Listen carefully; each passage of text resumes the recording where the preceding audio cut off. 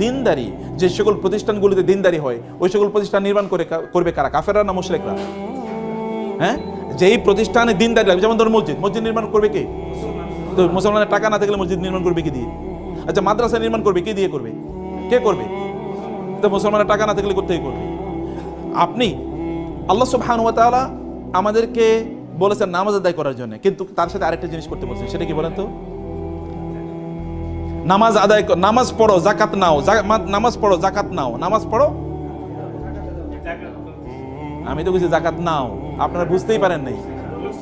নামাজ পড়ো যাকাত নাও আল্লাহ বলেছেন নাকি? না বলছেন কি নামাজ পড়ো? আপনি কি ভিক্ষা করে যাকাত দেবেন নাকি? তাহলে আপনাকে টাকা উপার্জন করে নামাজ যেরকম ফরজ, যাকাত দেও কি? কারণ আপনি বলবেন আমি নামাজ পড়ি সুবহানাল্লাহ, আলহামদুলিল্লাহ, আমি অনেক ভালো আছি, তো যাকাত কে দেবে? নামাজও তো পড়তে হবে, যাকাতও তো দিতে হবে।